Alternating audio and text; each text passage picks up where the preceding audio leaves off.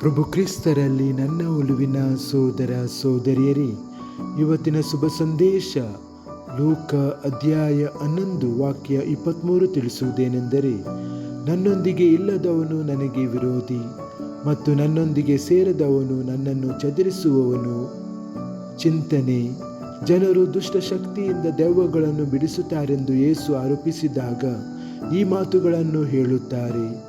ಒಬ್ಬ ಶಿಷ್ಯನು ಸ್ಪಷ್ಟವಾದ ಆಯ್ಕೆಯನ್ನು ಮಾಡಬೇಕು: ಕ್ರಿಸ್ತನೊಂದಿಗೆ ನಿಲ್ಲುವುದು ಅಥವಾ ಆತನಿಂದ ದೂರ ಸರಿಯುವುದು. ಯೇಸುವಿನೊಂದಿಗೆ ಇರುವುದು ಅಂದರೆ ಆತನ ಪ್ರೀತಿ, ಸತ್ಯ, ಕರುಣೆ ಮತ್ತು ನ್ಯಾಯದ ಪ್ರಕಾರ ಬದುಕುವುದು. ನಾವು ಇತರರಿಗೆ ಸಹಾಯ ಮಾಡುವಾಗ, ಕ್ಷಮಿಸುವಾಗ ಮತ್ತು ಏಕತೆಯನ್ನು ನಿರ್ಮಿಸುವಾಗ ನಾವು ಆತನೊಂದಿಗೆ ಸೇರುತ್ತೇವೆ.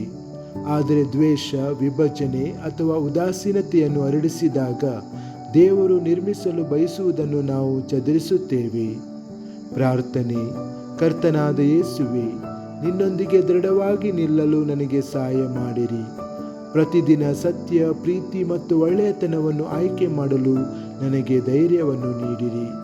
ನನ್ನ ಮಾತುಗಳು ಮತ್ತು ಕಾರ್ಯಗಳು ಜನರನ್ನು ನಿನ್ನ ಹತ್ತಿರಕ್ಕೆ ಸೇರಿಸಲಿ ಮತ್ತು ಅವರನ್ನು ಎಂದಿಗೂ ಚದುರಿಸಬಾರದು ಎಂಬ ದೃಢ ಮನಸ್ಸನ್ನು ನನ್ನಲ್ಲಿ ಸೃಷ್ಟಿಸಿರಿ. ಆಮೆನ್.